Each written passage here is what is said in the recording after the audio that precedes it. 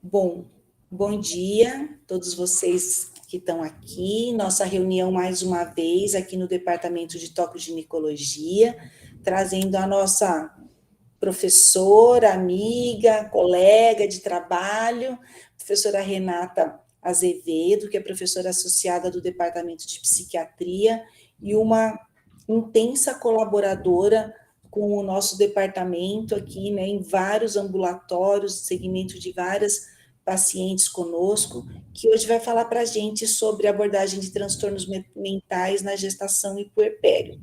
Eu sou até suspeita, né, porque é uma área que me é muito cara, eu dou aula para os alunos de graduação sobre as questões do puerpério e não tem como não falar da abordagem dos transtornos mentais. Então, eu vou pedir para a professora Renata iniciar essa apresentação. A professora Patrícia está aqui com a gente, pode nos ajudar, porque são várias questões, né? A apresentação, a fala, as pessoas podem colocar suas dúvidas todas no chat, né? E aí a professora Patrícia acaba nos ajudando aqui, né, Patrícia, em coordenar tudo isso daí, trazer todas as perguntas para a professora Renata. Mas então eu vou pedir para que todos coloquem suas dúvidas, suas observações no chat, para a gente discutir no final, tá certo? Então, eu vou pedir, Renata, passar a palavra para você, te agradecer imensamente por estar aqui conosco na quinta-feira, que eu sei que é um dia complicado para as reuniões no seu departamento também, e assim, mas é um prazer enorme ter você com a gente, tá bom? Obrigada. Obrigada, Fernanda. É um prazer enorme estar de novo participando dessa reunião, falando do tema de transtornos mentais na gestação e puerpério, e dessa vez falando um pouco mais de abordagem, principalmente da qualificação do cuidado dentro do CAISM, né? Meu objetivo é trazer alguns dados para a gente conseguir melhorar o ciclo interno dentro do cuidado durante o puerpério, no cuidado ambulatorial.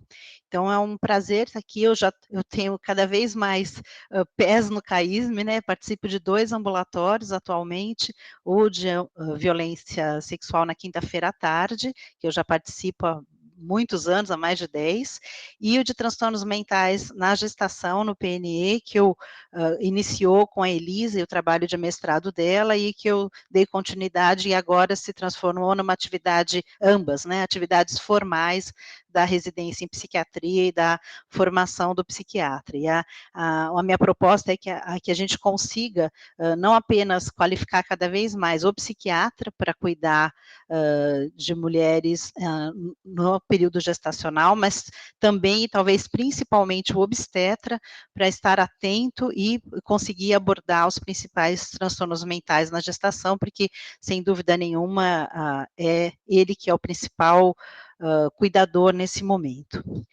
Então, só para contextualizar, a gente vai falar ao longo da apresentação de várias dificuldades, problemas, mas é importante a gente não perder de vista que a gestação é majoritariamente uma vivência muito positiva na vida da mulher e no seu entorno. Ela representa alegrias, esperança e, principalmente, um momento de melhora do autocuidado da mulher. Então, ele é uma janela de oportunidade para melhora do cuidado em saúde geral e especificamente em saúde mental. Apesar disso, contrariando a visão romântica que nós tínhamos há algumas décadas, a gravidez não protege contra a ocorrência, recorrência ou agravamento de transtornos mentais, principalmente nas mulheres que já são portadoras de quadros psiquiátricos.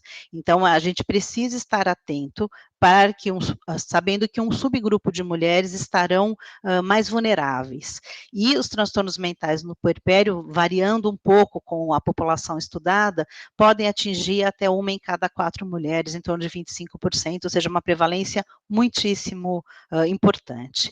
Como nós sabemos, há muitos problemas de detecção, então esses quadros, muitas vezes quadros vistos como puerperais, na realidade são quadros gestacionais, e obviamente que a baixa detecção repercute em pouca intervenção. E ainda quando a detecção é feita, muitas vezes o tratamento é feito de forma inadequada. Então, a ideia é, de fato, a gente poder qualificar esse cuidado, tanto para a detecção correta, quanto para a abordagem correta também. É importante que a gente tenha em mente isso na formação do médico, de uma forma geral, e do especialista, tanto em obstetrícia quanto em psiquiatria, o valor da saúde reprodutiva e do planejamento da gravidez para todas as mulheres, idealmente, mas particularmente para as mulheres que possuem alguma morbidade física ou mental, que vai ter uma repercussão durante o período gestacional. Então, o ideal é que possamos fazer esse planejamento, então, lembrar o cuidado à mulher que pretende engravidar e que já tem um transtorno mental, e aos profissionais de saúde mental que tratam mulheres com transtornos mentais, a importância do planejamento, principalmente se nós tivermos que fazer a adequação de algumas medicações, que se a gente puder fazer essa organização prévia, tudo corre com muito mais tranquilidade. Mas, infelizmente, mais de metade das gestações não são planejadas, particularmente entre mulheres que têm transtornos mentais mais graves, e assim a maioria dos profissionais terá essa experiência de tratar uma paciente com transtorno mental, com ou sem medicação, que engravida inesperadamente, trazendo esse desafio com relação às decisões que precisarão ser tomadas. E é importante lembrar que é um período muito importante e relativamente curto, então a agilidade dessas decisões também é muito importante. Existem já alguns fatores associados à maior vulnerabilidade para desenvolvimento de transtorno mental que precisam ser detectados, já estarem no radar como fatores de risco para que a gente observe para algumas mulheres em particular. A gestação indesejada, a má evolução de gestações anteriores e os temores que isso traz, a situação conjugal, social dessa mulher, a ausência de rede e mulheres com antecedente de transtorno mental. Se nós olharmos para esse conjunto de fatores de vulnerabilidade, vamos reconhecer muitas das nossas gestantes que acompanham nos nossos ambulatórios, porque sabemos que o ambulatório em serviço terciário acaba agrupando mulheres com maior vulnerabilidade de diversas naturezas, entre elas essas que estão aqui mencionadas e que são fatores a serem destacados desde o início para que a gente melhore ainda mais a capacidade de detecção precoce. Por que é importante tratar o transtorno mental nesse período? Porque ele repercute, sem dúvida nenhuma, num enorme sofrimento materno, nesse período e posteriormente, porque uma mulher que não está bem do ponto de vista emocional, principalmente deprimida, ela tem pior autocuidado, portanto, pior adesão aos cuidados pré-natais, repercutindo em complicações obstétricas e para o bebê. Ela provavelmente terá mais dificuldade na vinculação afetiva no primeiro ano de vida, no attachment, que é estruturante do ponto de vista do desenvolvimento emocional dessa criança, o que vai repercutir tanto no neurodesenvolvimento formalmente como em questões comportamentais. A saúde mental da mulher impacta a saúde mental de toda a família. Nós sabemos que há aumento das taxas de depressão no companheiro quando a mulher não está adequadamente tratada, e tudo isso repercutindo num enorme custo social. Então, muitas razões para que a gente cuide disso o melhor possível. Eu vou falar muito brevemente dos principais quadros, são os principais do ponto de vista de prevalência e de relevância, que são os transtornos ansiosos, transtornos de humor, o comportamento suicida, as síndromes psicóticas e o uso de substâncias. Os transtornos ansiosos estão aqui em primeiro lugar, porque são, de fato, os mais prevalentes. Eu vou mostrar depois os dados do nosso ambulatório, ele bate exatamente com a literatura, e são quadros caracterizados por um nervosismo excessivo, uma preocupação, uma dificuldade de ficar tranquilo com o porvir, medo, tensão, alterações de sono, somatizações, todas elas desproporcionais à situação vivida. Então, lembrando que nós estamos falando, na maior parte das vezes, de gestantes que estão no serviço terciário e, portanto, já têm uma gestação com algum grau de preocupação adicional. Então, o que caracteriza um transtorno ansioso e não uma preocupação compatível com a situação é a gravidade em que isso se instala e o nível de impacto impacto na vida dessa mulher.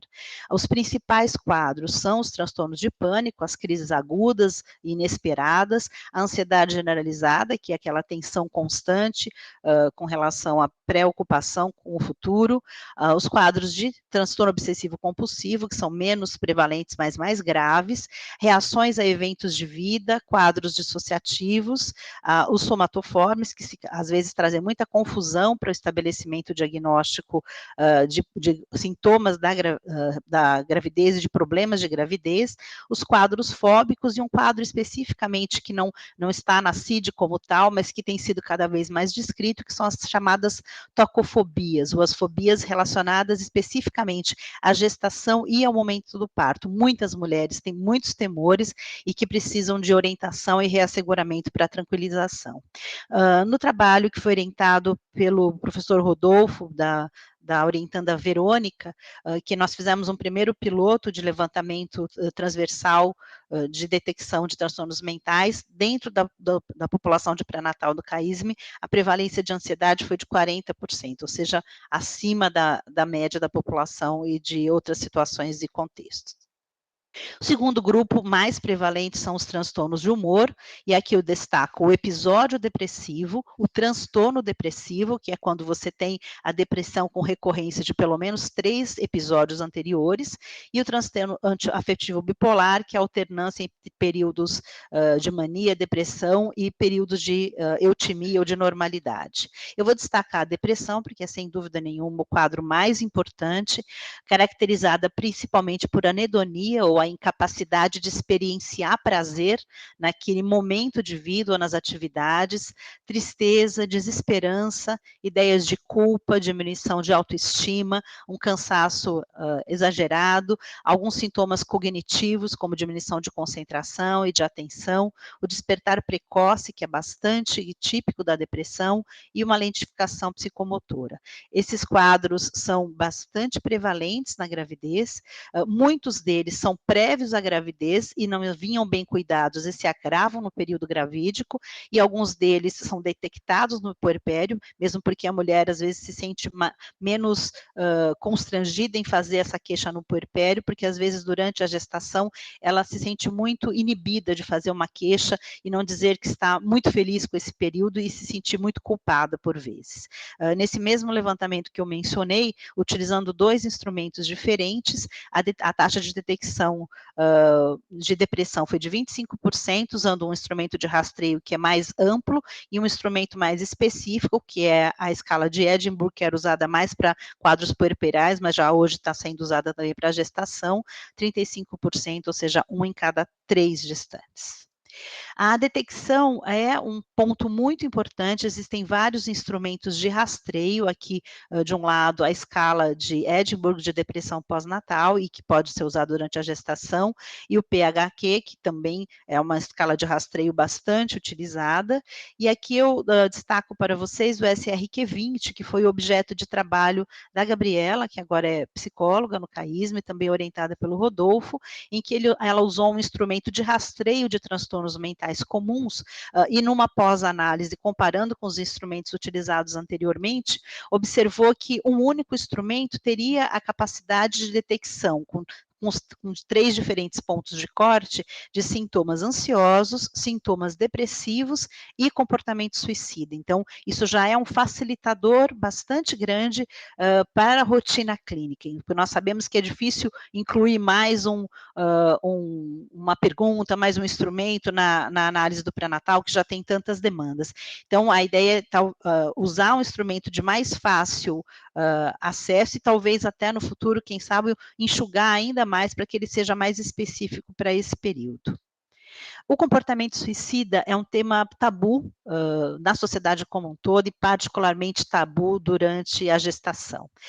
Ele comporta uma gama de gravidade que envolve desde a ideação de suicídio, não a ideia de morte passiva, mas a ideia de se matar, que envolve o planejamento, as tentativas e o suicídio consumado. Então, avaliar essa gradação de gravidade é muito importante. Ela é hoje a segunda causa de morte entre indivíduos jovens, então é uma causa de morte muito importante, e entre as causas de morte materna, ela também tem taxas muito expressivas e provavelmente bastante subestimadas. E um estudo da Inglaterra apontou que mais de 80% das gestantes que cometeram suicídio tinham um diagnóstico psiquiátrico, ou seja, talvez um cuidado mais próximo poderia ter mitigado essas taxas e alguns suicídios teriam sido evitados, já que já eram mulheres com transtorno mental detectado. Por outro lado, é importante destacar isso, o risco de suicídio é menor na gravidez do que em outros momentos da vida, e comparando com mulheres na mesma faixa etária na população não gestantes. Então, ele é 3 vezes menor na gestação e 2 vezes menor no primeiro ano de vida. Então, em relação ao comportamento suicida, a gestação tem um papel protetivo, mas não quer dizer que para mulheres com transtornos mentais graves isso não possa acontecer e não tenhamos que estar atentos. Nesse mesmo trabalho, a taxa de comportamento suicida, principalmente de ideação, felizmente, foi de 9,5%. As síndromes psicóticas, embora tragam muita preocupação para a equipe, principalmente das pacientes internadas, mais até do que no ambulatório, elas são muito menos prevalentes, então a prevalência de psicose puerperal entre 0,1% e 0,2%, e são síndromes psiquiatricamente muito floridas do ponto de vista sintomático, né? As alterações do pensamento, da percepção do afeto, a expressão comportamental desorganizada e os 2 principais aspectos definidores, a presença de delírios, que é uma alteração do juízo da realidade, é uma alteração do pensamento que me faz perceber a realidade com elementos delirantes, e as alucinações por qualquer das modalidades sensoriais, mas sem dúvida nenhuma as alucinações auditivas são as mais importantes. E em relação ao uso de drogas psicoativas, esse é um ponto que particularmente me interessa, como vários de vocês sabem, eu coordeno o ambulatório de substâncias psicoativas do HFC, é a minha principal linha de pesquisa, a dependência química, e nós temos uma grande dificuldade de trabalhar com o uso de drogas na população feminina, existe ainda uma enorme recriminação social e julgamento moral sobre mulheres que usam substâncias psicoativas, particularmente as mulheres que estão em períodos gestacionais. Então, em função disso, há uma grande reprovação social, muitas vezes uma grande reprovação por parte da equipe, o que corrobora com uma taxa muito alta de subnotificação. Então, quando, obviamente, se a informação não é colhida, a intervenção também não será realizada. Então, é muito importante que tenhamos atenção a isso, porque as taxas de uso de drogas em mulheres cresceram muito nas últimas décadas, e isso acontece também no período da gestação. Esses são dados de um trabalho anterior que foi feito, um levantamento também transversal no CAISM, com a prevalência de uso recente nos últimos 3 meses, durante já o período gestacional, mais prevalente tabaco, em segundo lugar a maconha, seguida do álcool e a cocaína, que são taxas semelhantes à da população geral, que esperaríamos que fossem taxas mais baixas. A repercussão do uso de substâncias na gestação, temos bastante literatura para várias substâncias e é uma informação muito importante. Embora, se perguntarmos para as gestantes se elas sabem que o uso de substâncias é deletério para a gestação e para o bebê, a maior parte delas vai dizer que sim, ela sabe, mas se nós indagarmos, e essa foi uma pergunta feita no trabalho de mestrado da Elisa, se ela sabia qual era exatamente a repercussão, a imensa maioria delas não sabe. Então, uma coisa é eu ter uma ideia genérica de que não faz bem, mas outra coisa é ter clareza de qual é o impacto que esse uso de substâncias pode produzir. Então, ela saber que aumenta o risco de aborto, de baixo crescimento, de parto prematuro, de comprometimentos nessa criança ao longo da vida, isso faz muito mais sentido como motivação para as estratégias de abstinência. Com relação ao álcool, nós temos também muita informação disponível dos dos prejuízos que ele traz. É importante que isso seja compartilhado com a mulher, é importante ela saber que o uso do álcool durante a gestação é a principal causa evitável de deficiência intelectual, então é algo bastante importante, deficiência intelectual que traz muitos prejuízos e que não tem uma reversão do seu quadro, então a evitação do uso hoje, e a evitação é uma evitação completa, atualmente a abstinência completa, tanto para evitar a síndrome alcoólica fetal, quanto os efeitos do álcool no feto, que é uma ampliação da síndrome parcial, com alguns critérios e não a síndrome completa. A maconha tem crescido do ponto de vista de volume de produção científica, porque a maconha mudou o seu lugar na sociedade, há hoje uma aceitação muito maior, as taxas de uso aumentaram muito, então hoje a gente tem mais informação sobre isso, e fundamental que as mulheres saibam que, nós já sabemos isso há bastante tempo, que o uso de maconha por adolescentes, o uso por adolescentes com o cérebro ainda em formação, é o período mais deletério para o uso de maconha pelos prejuízos cognitivos. Imagine um cérebro se formando intrauterinamente, o potencial de repercussões. Então, é muito importante que a mulher tenha informação sobre isso para tomar uma decisão informada. Então, em função desse acúmulo de informações, principalmente da última década, é que há uma recomendação clara de contraindicar o uso da maconha, tanto durante a gestação quanto depois no aleitamento. Com relação à cocaína, nós temos um confundidor enorme que também acontecia com a maconha e que deixou de acontecer, porque a grande dificuldade é que há décadas atrás seria muito incomum que eu encontrasse uma gestante que era usuária de maconha e não era usuária de outras substâncias, talvez álcool e tabaco. Mas de um tempo para cá, como o uso de maconha se expandiu e às vezes o uso exclusivo de maconha, nós temos dados mais fidedignos da repercussão exclusiva do uso de maconha. Com cocaína e crack, nós ainda temos muitos confundidores. Então, há muitos dados apontando associações negativas entre o uso de cocaína e crack e repercussões na gestação e para o bebê, mas os confundidores são que a maior parte das gestantes que são usuárias de cocaína são poliusuárias, usam também tabaco, usam também álcool, então há um confundidor do papel de todas essas substâncias, mas sem dúvida nenhuma que é uma substância a ser recomendada nenhum uso durante a gravidez e o aleitamento. Esse é o trabalho que a Elisa, que foi minha orientanda, fez no CAISM, muitos de vocês certamente lembram dela com carinho, a Elisa fez um trabalho muito bacana, e não foi um trabalho de levantamento de prevalência, mas foi um trabalho de intervenção com gestantes que já eram usuárias de substância. E o primeiro ponto que eu queria destacar, que foi o dado que ela encontrou, que é o papel da gestação como motivador por si só. Então, quando ela abordou as pacientes, uma taxa expressiva de mulheres já tinha feito uma interrupção espontânea do uso de substâncias ao saber da gestação. Essa taxa a menor taxa foi em relação ao uso de tabaco. Em relação às outras substâncias, houve uma taxa das mulheres que, ao saber da gestação, já tinham cessado o uso. A proposta do trabalho da Elisa foi fazer uma intervenção de orientação e motivação, aproveitando a ida ao CAISM, ela montou alguns folhetos informativos, a gente atualizou esses folhetos, eles já são esses agora, para tentar disponibilizar informação e conversar sobre a mulher de uma forma acolhedora e sem julgamento moral, sobre quais eram os riscos e que opções de cuidado ela teria, disponibilizando o grupo que acabou se formando a partir do trabalho da Elisa, e hoje é um grupo específico para mulheres no ambulatório de substâncias psicoativas, não exclusivamente mulheres gestantes, mas mulheres com problemas relacionados ao uso de substâncias, é um grupo que vai muito bem, foi o grupo que mais se sustentou de forma virtual na pandemia, para vocês terem uma ideia. E após essa abordagem motivacional para as gestantes que permaneciam usando, nós tivemos taxas muito boas de cessação para álcool e maconha.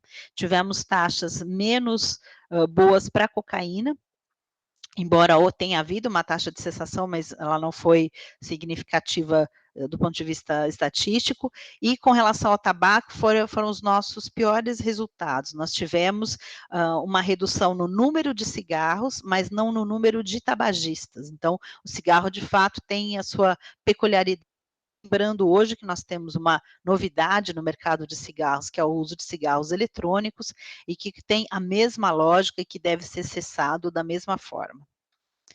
E o período do puerpério, né? Nós sempre tivemos esse trabalho todo voltado para o período gestacional, e eu estando agora no ambulatório de transtornos mentais na gestação, na terça-feira de manhã, tenho me preocupado muito com o puerpério das gestantes que nós acompanhamos durante até o bebê nascer, e já fazemos uma tentativa de encaminhamento qualificado para que ela siga no território posteriormente, mas me preocupa que algumas das gestantes não fiquem bem acolhidas posteriormente, e que a gente não possa ter um encaminhamento do cuidado desse período também tão importante. Esse material provavelmente vocês conhecem, claro, melhor do que eu até, que são as recomendações da OMS para os cuidados maternos para uma experiência pós-natal positiva. Ela destaca vários aspectos, e um deles é o cuidado à saúde mental e as vivências emocionais desse período tão importante.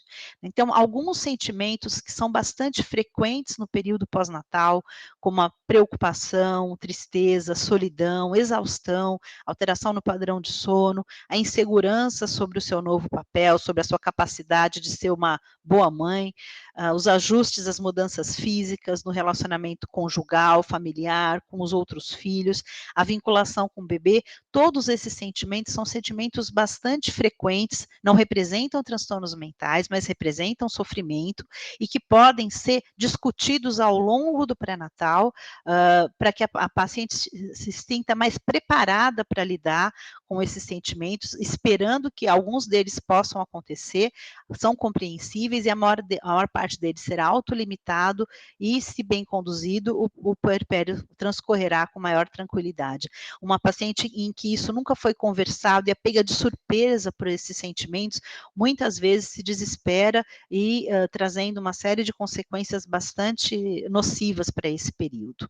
Então, é fundamental que durante o pré-natal e posteriormente também, haja disponibilização de informações e esclarecimento de dúvidas sobre esses sentimentos e sobre como será esse período.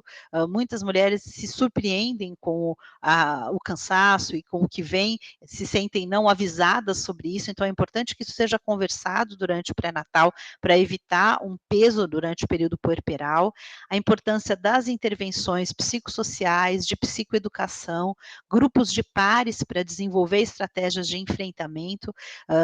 Agora temos o grupo de orientação nutricional no ambulatório, vemos que ele tem resultados bastante bons, e do ponto de vista da saúde mental, esse também é uma estratégia que tem se mostrado bastante interessante, porque a troca também é uma troca bastante positiva entre as gestantes.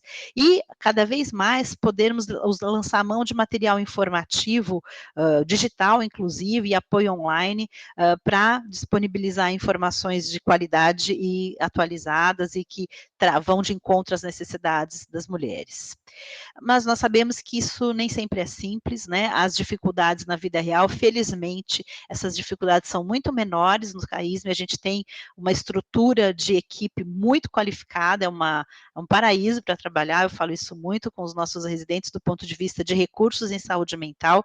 Na maior parte dos serviços não é assim, existe falta de pessoal, limitação no conhecimento, na experiência, na capacidade de triagem, e também pouca informação sobre a rede de serviços de saúde mental, repercutindo em muitas intervenções não feitas, o que é lamentável.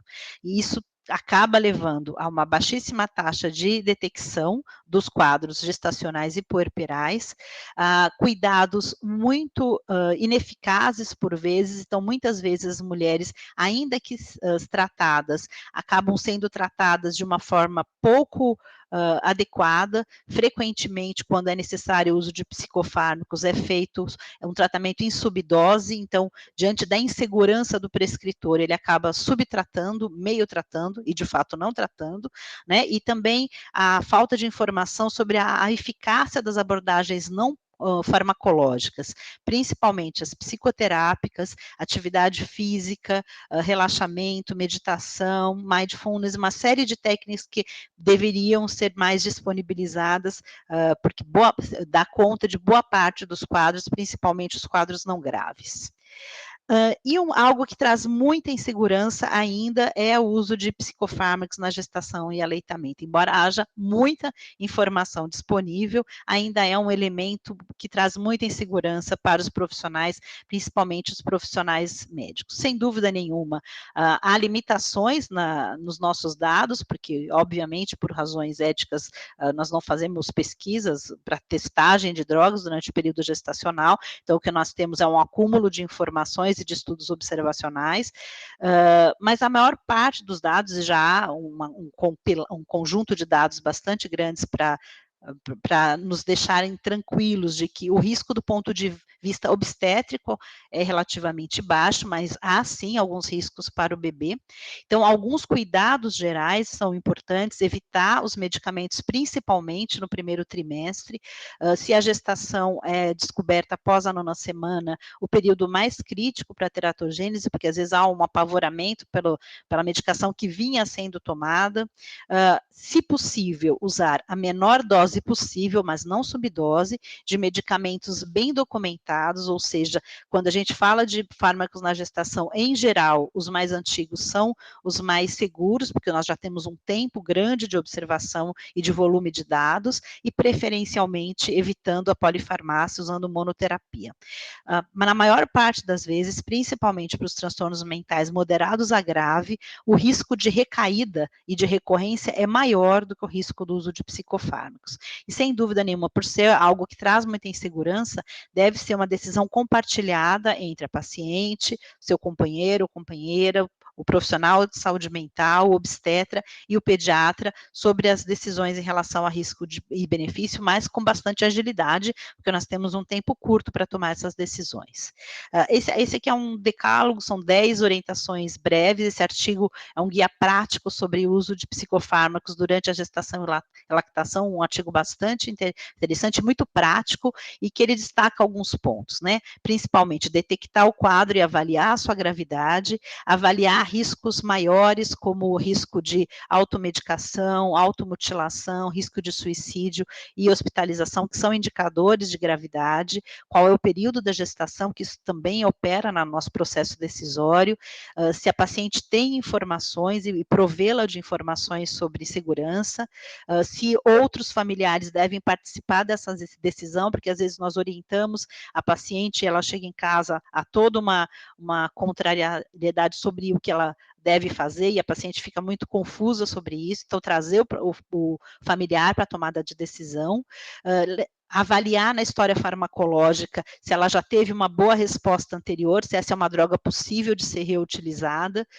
se entre os medicamentos que tratam esse transtorno, quais têm mais dados sobre o uso durante a gestação, se ela já está usando uma medicação e há uma proposta de retirada, qual é o risco de uma retirada abrupta, o risco de abstinência ou de síndrome de descontinuação e o risco de recidiva do transtorno mental, se nós podemos usar um mesmo fármaco para tratar múltiplos grupos de sintomas, principalmente os quadros mistos, depressivos ansiosos, ou a escolha de um antidepressivo com potencial mais sedativo para não ter que usar nada para insônia, e definir sintomas-alvo, avaliar acesso, porque nós temos, às vezes, uma quantidade de fármacos que não é economicamente acessível para a nossa população, então nós temos que garantir tratamento que possa ter continuidade, tentar otimizar a forma e a prescrição mais confortável para essa paciente. São algumas orientações importantes. Nós temos hoje muitos recursos de consulta rápida, né, de aplicativos para consulta, alguns especificamente com relação ao uso de psicofármacos na gestação, que todos nós devemos ter nos nossos celulares para consulta rápida, eles são bastante úteis, e eu organizei e vou deixar em todos os ambulatórios aqui um material de consulta rápida sobre orientações em relação a transtornos mentais na gestação e especificamente em relação aos psicofármacos, para que as pessoas fiquem mais seguras e apropriadas com relação a esse conteúdo que ainda traz tanta insegurança. É só para vocês verem como nós estamos, de fato, de acordo com os dados que a literatura, então é bastante, o nosso ambulatório ele reflete bastante o que a literatura aponta com relação aos transtornos mentais. Eu levantei aqui os nossos últimos 100 casos atendidos no ambulatório de transtornos mentais no CAISM na terça de manhã. E vocês vejam que nós temos uma maior prevalência de transtornos de ansiedade, 24, isso não é prevalência de transtornos, são os transtornos atendidos no ambulatório específico e, portanto, encaminhados. Então, das mulheres encaminhadas, o mais prevalente são os transtornos de ansiedade, principalmente os quadros de pânico, seguido dos transtornos depressivos, uso de substâncias, em primeiro lugar o tabaco, em segundo lugar a cocaína, posteriormente álcool e maconha. Eu estimo que esses dados estejam bastante subnotificados, principalmente em relação a álcool e maconha, mas é um palpite meu. E o próximo quadro mais prevalente, os transtornos mistos, depressivos, ansiosos, os transtornos de personalidade, aí já todos com uma prevalência menor, os quadros de ajustamento, principalmente nas gestantes que nos são encaminhadas do ambulatório de medicina fetal, em função dos quadros de malformação, pacientes com deficiência intelectual, com problemas emocionais, que aí são encaminhamentos inadequados, que eu vou falar um pouquinho sobre isso logo em seguida, sobre o fluxo, pacientes com transtorno alimentar, que são em um baixo número, porque a prevalência de fato é baixa, mas que dão bastante trabalho, nós sabemos disso, e transtorno bipolar, que vocês vejam que a prevalência é bem mais baixa, e nesses últimos casos, nenhuma paciente com quadro psicótico. Então, a ideia é que a gente deixe esse fluxo de cuidado o mais adequado possível. Então, esse fluxo começa com a paciente detectada com sofrimento mental durante a consulta de pré-natal, e como é que essa detecção através do quê? Se a paciente refere tristeza, choro fácil, nervosismo, vontade de sumir ou morrer. Então, são frases ditas durante a consulta que devem nos estimular a considerar um problema de saúde mental e o encaminhamento dentro do serviço.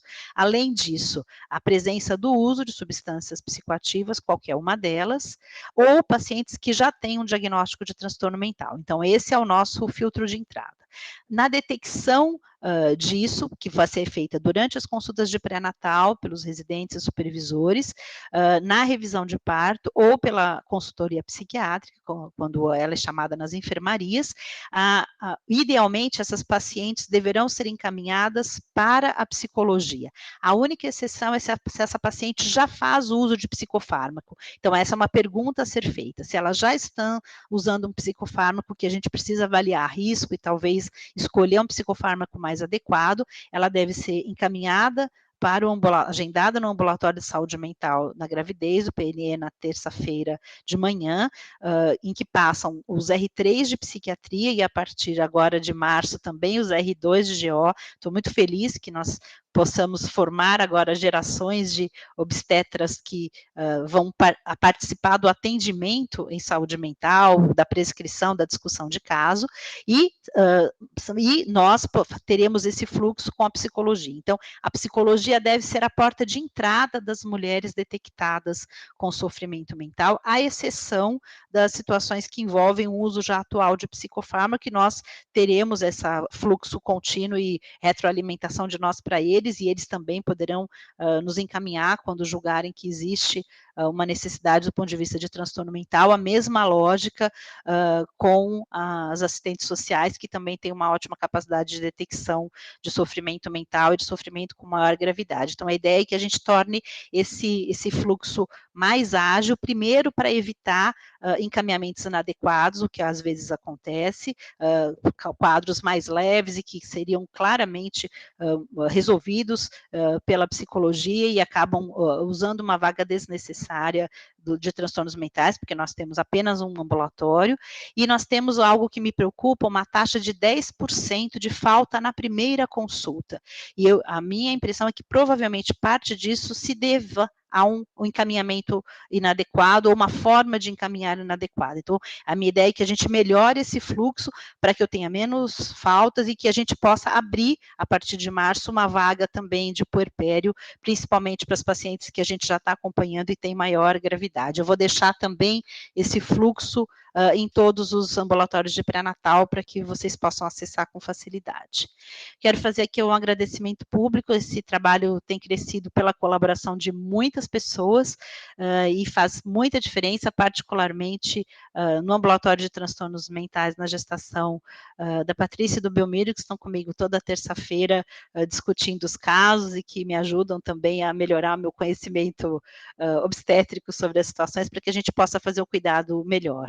Né? Um agradecimento para a equipe de psicologia e de serviço social, com quem nós temos uma ótima parceria e acho que as coisas têm funcionado bastante bem. Obrigada. Muito obrigada, Renata. Nossa, muito bom ouvir você falar. E assim, né, a gente fica muito contente com essa multidisciplinaridade, com essa interdisciplinaridade. Eu não consigo enxergar um cuidado obstétrico feito sem esse trabalho múltiplo, tá? Então, eu acho que essa sua fala é muito importante e você trazer as equipes de outros profissionais da área de saúde do CAISM, para mim, é muito caro, porque eu não consigo trabalhar mais sem essa equipe multidisciplinar. E essa interdisciplinaridade e o seu papel aqui dentro do departamento. Patrícia, se você quiser conduzir ou eu ir passando a palavra, já vi que o professor Belmiro pediu a palavra, já vou passar para ele, mas depois vocês fiquem à vontade, não temos perguntas, não estão tantas pessoas na sala, e a gente pode até fazer uma conversa mais tranquila. Miro, por favor. Obrigado, Fernanda.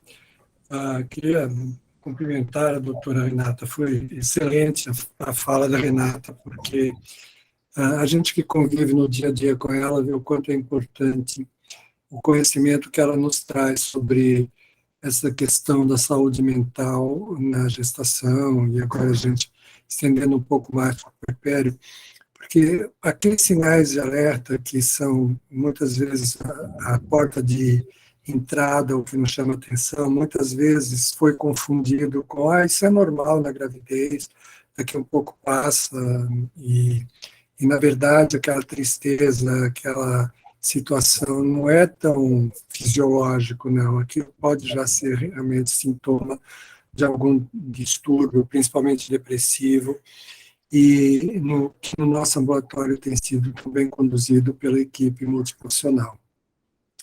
O ter nos trazido o pessoal da nutrição para trabalhar junto com a gente nesse dia, cuidando também no atendimento em grupo para os pacientes diabéticos, nos fez entender o quanto realmente o período em que nós perdemos esse atendimento multiprofissional foi ruim para o atendimento obstétrico em geral. Então, e quanto que a gente ganhou com a volta do atendimento do pessoal da nutrição e de termos o auxílio luxuoso da psiquiatria e da psicologia com a gente, realmente mudou completamente a cara do nosso ambulatório. Dá gosto vir a terça-feira trabalhar, porque a gente sabe que é um ambulatório muito resolutivo, embora seja um ambulatório bastante complexo. Obrigado, Renata, e parabéns pela tua fala, foi muito, acrescentou muito para nós. Obrigado. Eu que agradeço, Belmiro. Eu também aprendo muito nas terças de manhã e eu também acho muito prazeroso. Eu também gosto muito de vir na terça-feira e gosto muito de trabalhar com vocês também no ambulatório. Obrigado.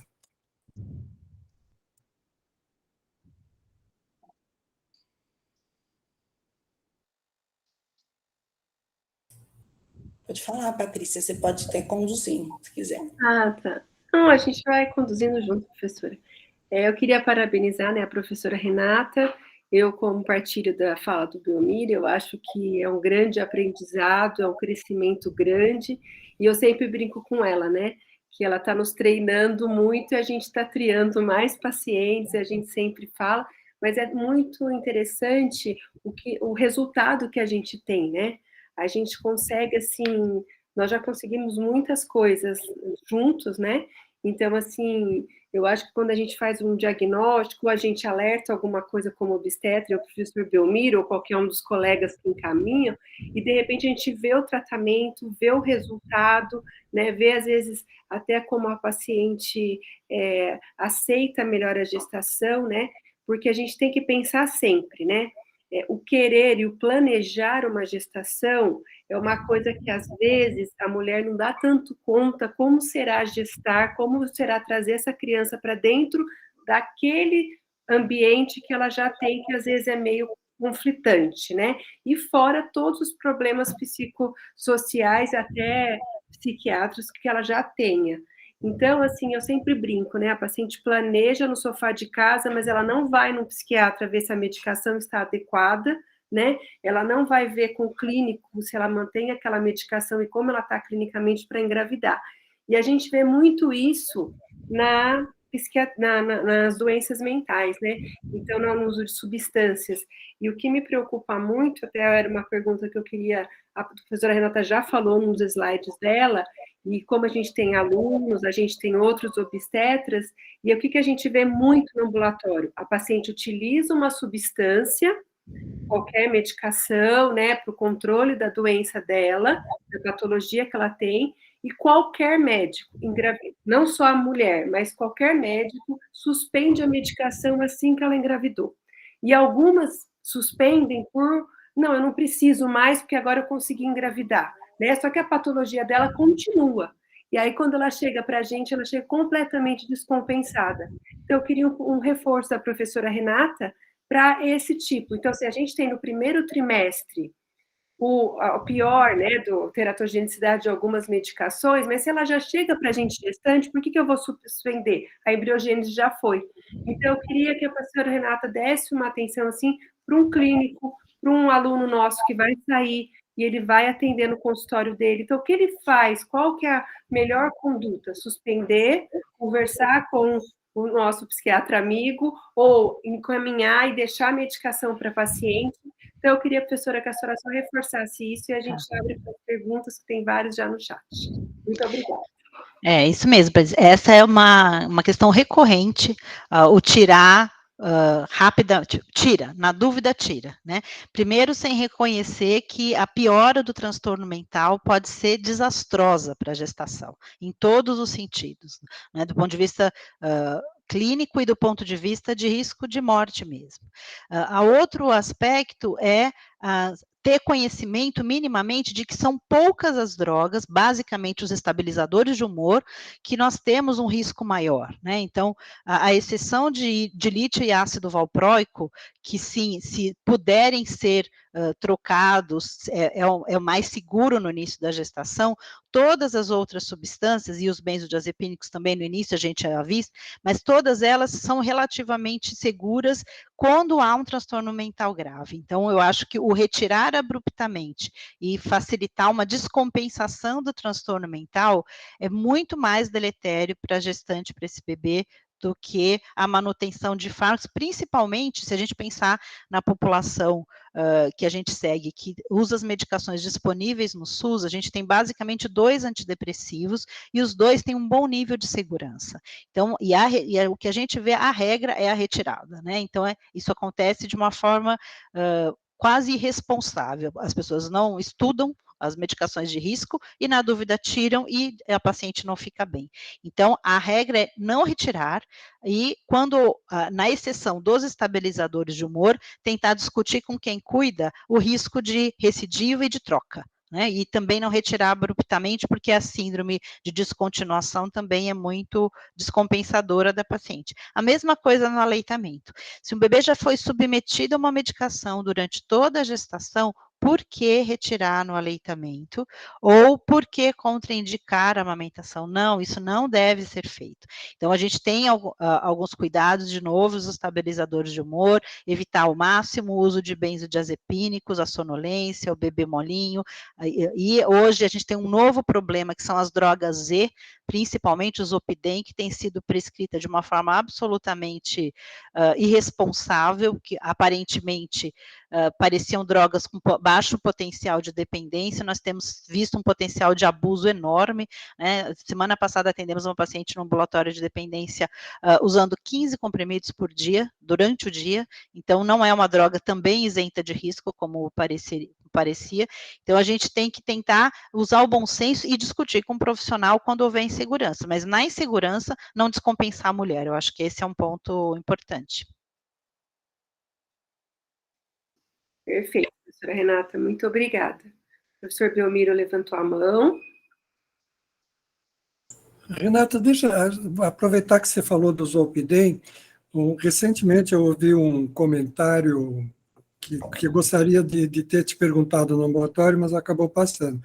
Parece que o Zolpidem está trazendo um transtorno de sono bastante complicado mesmo. Diz que as pessoas que usam Zolpidem não dormem nunca mais, porque o sono não é nada fisiológico. É isso mesmo, Renata?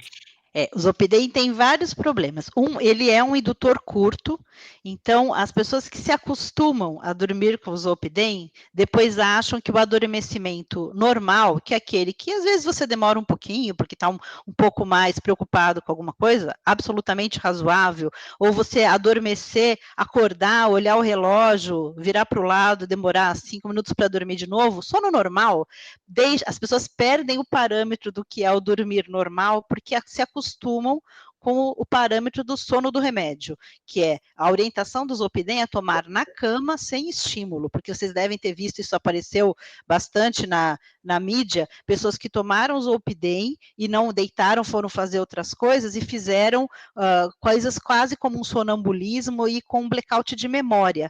Então, elas fazem coisas sem depois se lembrar, ficam confusas, bate o carro, liga o fogão e tal. Então, é uma droga que tem uma série de orientações, e como ela foi lançada como uma tentativa de ajudar a tratar a insônia, sem precisar de receita controlada, porque ela ainda, em 10 miligramas, é receita carbonada, receita branca, parecia uma excelente opção com baixo risco. Não é verdade. Há o risco de alterar o parâmetro de sono normal. Isso que tem acontecido agora, das pessoas tomarem durante o dia, porque o Zolpidem, se você toma e não vai deitar, ele dá uma certa brisa, né, e a pessoa fica um pouco chapada ao longo do dia. Então, ele tem uma série de riscos, e a gente vê eles sendo prescritos com a maior facilidade, principalmente por ser receituário branco e não receituário controlado. As pessoas acham que, então, tudo bem, mas não é tudo bem, é uma droga que tem trazido várias preocupações. Eu só queria complementar, ouvi relatos de pessoas que, assim, fizeram compras pelo cartão, pelo celular, absurdas, pela internet, e no dia seguinte falaram assim, não, mas não fui eu que fiz isso, né? De tão complicado que é. Obrigado, Renata, desculpa ter feito essa pergunta agora. Não, é muito útil mesmo. Obrigado. E só algumas mensagens que a gente tem. A professora Maria Laura parabenizou, né, falando que é um privilégio nós ter nossa colaboração no PNE, né. O professor Rodolfo também achou excelente.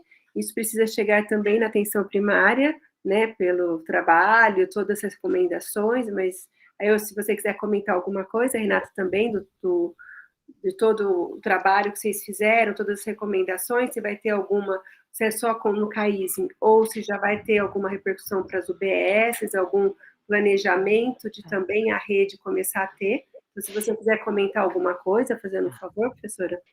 Então, esse material, a minha ideia é que ele vá para as unidades básicas. Ontem eu estava com um residente de saúde da família, já dei um para ele levar para a unidade, para ser um material de consulta base nas unidades básicas.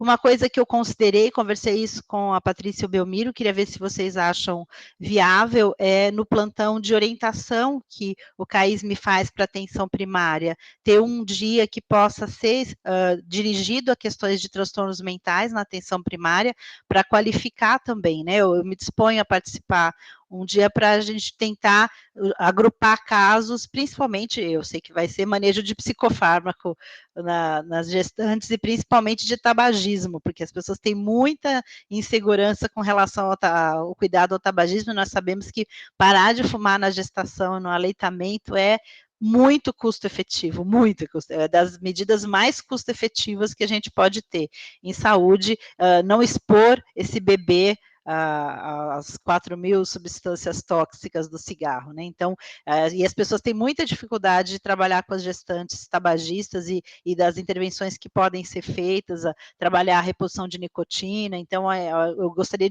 que a atenção primária também tivesse mais acesso a essas informações, porque é claro que é lá que a maior parte dos pré-natais vão acontecer, né? Posso só complementar? Eu acho que isso de sair dos muros do CAISM é super importante, mas às vezes a gente pensa em sair dos muros do CAISM e não consegue implementar, porque toda a implementação é muito custosa também, e não consegue implementar aqui. Por isso que eu falei, né, já no início da apresentação, acho que a gente nem estava gravando, da gente tentar colocar isso como material informativo na página do CAISM. A gente trabalha com os alunos da Medicina da Saúde e Comunidade aqui, da família e comunidade aqui conosco, e assim, então a gente ter esse material de fácil acesso e orientar tanto os nossos residentes como todas as pessoas que passem aqui, sejam médicos da família, sejam estágios, sejam o que tiver de gente passando aqui e fornecer esse material e, se possível, mostrar, né? Se tiver com algum de nós juntos, lógico, então, um residente da Medicina da Família e Comunidade aqui, a gente vai mostrar onde acessa, como foi criado, e para que ele seja um disseminador. Eu tenho, assim, eu acredito muito, né, nessa possibilidade de você ter essas coisas acessíveis e que as pessoas utilizem nos seus pontos de atendimento. Então, eu acho que isso é fundamental e a gente tem que trabalhar mesmo ampliando isso. E quem sabe, né, Renata, como a gente já conversou, num futuro bem próximo, incluir isso no nosso atendimento de pré-natal, né, como um critério tipo, que você tenha que preencher durante atendimento, se essas questões foram minimamente abordadas. Eu acho que essa é uma outra questão que a gente precisa pensar bastante. E tornar isso uma prática. Visando tornar o mais prático possível, eu restringi a 2 perguntas.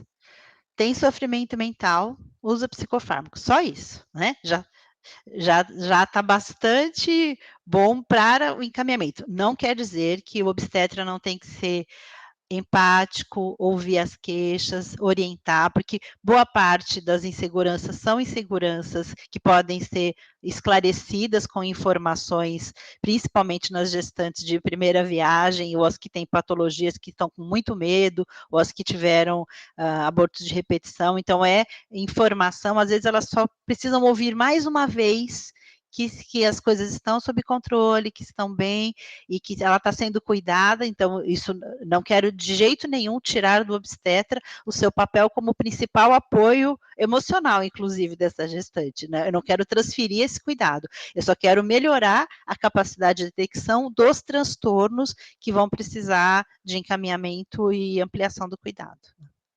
Perfeito, eu concordo 100%. É uma triagem mínima que muitas vezes não é feita, então você dá esse start com essas 2 perguntas, você está fornecendo um material de fácil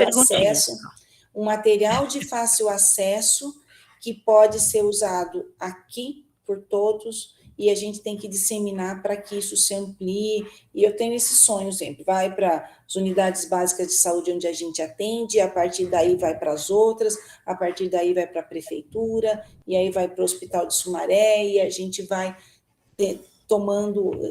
tentando ampliar esse cuidado, né? Muito bom. Eu só queria complementar que a gente ia levar, né, que foi terça-feira que conversamos sobre isso, sobre a teleorientação, né, e é até bom que a professora Adriana está aqui também, que ela é uma das coordenadoras da teleorientação, então a gente vai levar, né, mesmo para para a área, para a gente ver o melhor momento, como a gente vai divulgar. Então, isso eu acho muito interessante, porque também a gente é o final, né? A paciente vem com a restrição grave pelo uso da substância e a gente não conseguiu fazer nada. Talvez a gente fazendo essa teleorientação, mesmo se for só orientação medicamentosa ou redução da substância, o que a gente possa fazer, eu acho que vai ter muitos ganhos, principalmente para o recém-nascido. Né? Então, eu acho que é bem interessante, e para a mulher também, porque como a gente fala até a gente que faz diabetes, né, professor Belmiro, a gente tem um ganho muito grande que é a gestação. Então, a paciente geralmente controla melhor o diabetes dela, depois ela volta para o endócrino e fala, Jesus, o que vocês fizeram? Mas a gente tinha um ganho que era o bebê. Né? Então, talvez é o melhor momento dessa mulher, ou deixar a substância, ou melhorar as condições dela. Né? Então, eu acho que é bem interessante, professora. Então, eu só passando aqui para o chat, que a gente tem umas perguntas, ó. A professora Adriana, então, parabenizou-a, excelente apresentação e trabalho realizado, é muito bom poder contar com você no CAISM. A Carla fez uma pergunta, a senhora pode falar um pouco de sua experiência com teleatendimento, telemedicina, e a senhora acredita que o futuro para abranger mais atendimentos? Eu acho que tem a ver com o que a gente está falando, né? Também bem interessante. Obrigada, Carla. Sem dúvida, Carla. Acho que são duas coisas que a gente pode ampliar. Uma é o telematriciamento, que é a orientação de profissionais esclarecendo dúvidas e apoiando os casos de maior complexidade. O outro é o teleatendimento em si. Né? Para a psiquiatria, as máscaras são muito deletérias, faz muita falta eu ver o rosto da minha paciente. A gente perde muito na expressividade. Então, nesse sentido, o atendimento psiquiátrico à distância foi muito facilitado, porque na maior parte das vezes a gente não precisa do exame físico, então o poder ver o rosto da paciente na tela permite uma consulta de qualidade bastante boa. É claro que nada substitui o presencial, mas o ganho em abrangência eu acho que compensa, porque a gente consegue atender pessoas que talvez não tivessem acesso de vir presencialmente e podemos fazer o que a gente está fazendo aqui na tela, conversar sem máscara, né? Há quanto tempo eu não vejo vocês, né? O rosto completo. Então, eu acho que a gente teve um avanço que foi permitido pela pandemia, né? Um dos poucos, talvez o único ganho da pandemia foi ampliar os nossos horizontes com relação ao atendimento à distância. Acho que em psiquiatria a gente teve um ganho que não volta mais para trás, na minha opinião. Né? A gente tem um serviço terciário aqui, falo isso também dos nossos ambulatórios no HC, pacientes que moram longe, perdem dia de trabalho, às vezes para vir numa consulta, que a gente poderia fazer com bastante qualidade à distância e ganhar em amplitude regional, sem dúvida. Perfeito. Muito obrigada, professora. E a professora Adriana já deu o feedback aqui que vamos conversar sobre o fluxo. Então, foi ótimo.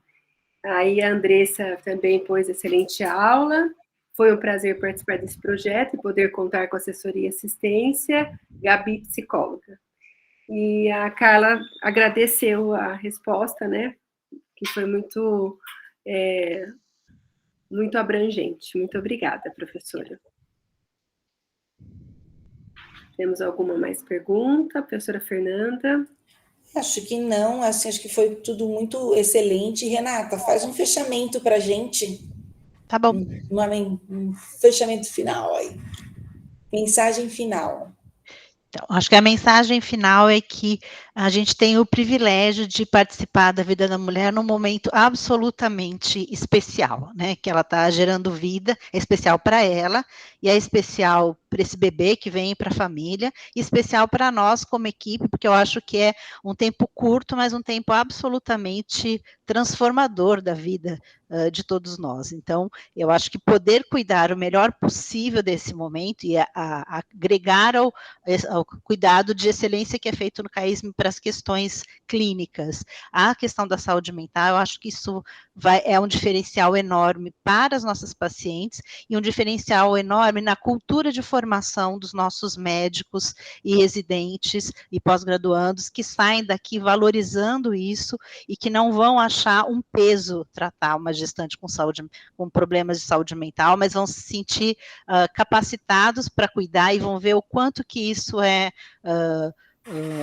feliz de ver uma gestante voltando bem, que estava entristecida, que estava angustiada, é muito recompensador do ponto de vista do nosso trabalho, ver uma mulher que estava sofrendo voltar melhor. Então, eu quero que esse ganho seja um ganho que seja uma apropriação da cultura de cuidado do CAISM. Então, eu fico muito feliz de participar, eu indo cada vez mais, eu tenho ouvido umas broncas que eu estou saindo da HC e estou ficando muito no CAISM, mas é porque eu acho que faz toda a diferença, né? A gente cuidar agora e cuidar para que essa mulher esteja bem, para estar lá no primeiro ano de vida, que a gente sabe que ele é estruturante para a saúde mental dessa criança, pensando nela e pensando no bebê, a gente sabe o quanto que esse primeiro ano distanciado, sofrido, angustiado, vai repercutir para sempre na vida dessa criança. Então, acho que a gente faz uma diferença que não tem preço, né, do ponto de vista individual e coletivo.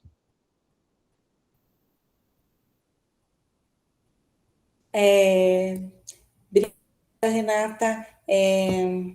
Não sei se a Patrícia quer falar aqui, também tem uma aluna nossa aqui, quer falar, Patrícia? Só para fechar, né, porque eu acho que foi interessante também a visão, né, a Nazaré falou como aluna, né, que é muito importante para nós alunos, entendemos a importância do atendimento multi e vemos isso na prática do serviço. Muito obrigada, professora, ótima apresentação. Então, Nazaré, minha querida aluna de iniciação, suspeitíssima. Então, a gente quer levar e a gente sempre ouve mesmo, que ele, apesar dela ser suspeita, mas a gente ouve muito isso dos alunos mesmo. E eles estão adorando esse atendimento multidisciplinar que a gente tem e esse aprendizado que eles estão tendo com nós no CAISM. Muito obrigada, professora. Obrigada por tudo, viu? Obrigada. Eu que agradeço, gente. Até daqui a pouco estarei no ambulatório de violência. Gente, muito obrigada. Eu fico muito contente, inclusive, de ter a participação da aluna aqui, mesmo sendo sua aluna de iniciação científica, porque isso, né, eu e o Belmiro, que somos mais antigos aqui, né, Miro, a gente viu o quanto a gente trabalhava num serviço muito ampliado, com muitos profissionais, a gente teve uma redução e a gente está tentando retomar isso. E isso é importantíssimo para a saúde da mulher. Eu não consigo mais pensar em trabalhar sem o serviço social, sem a psicologia, sem uma enfermagem forte e participativa atuando na área da saúde da mulher. Não tem como. Fora a nutrição, fisioterapia, outras áreas que são super necessárias. Então, eu acho que é muito bom a gente ter essas conversas, ver os alunos envolvidos e estar retomando toda essa equipe multidisciplinar, respeitando sempre o protagonismo da mulher. Muito obrigada mesmo. Pessoal, a semana que vem e na próxima reunião do departamento vai ser um pouco diferente. A gente vai ter transmissão online a partir das 8h30 da manhã, nos 2 dias, nas 2 próximas quinta-feiras, das apresentações de TCC dos nossos R3. Então, vocês vão estar todos convidados, vai ter o link online, mas essa reunião vai ser presencial em algum lugar da FCM, que a professora Daniela está finalizando de ajustar, e a gente vai mandar o convite para todos vocês, e vão ser 2 reuniões especiais de fechamento dos nossos queridos R3, né? Mais uma turma que está finalizando. Tá bom, gente? Muito obrigada por mais essa reunião, e a semana que vem a gente vai se falar de um outro jeito, tá certo? Mas vai ter a transmissão online também, tá certo? Tchau, tchau, gente. Tchau, gente. Obrigada. Obrigadão, viu, Renata? Prazer enorme estar com você. Foi um prazer.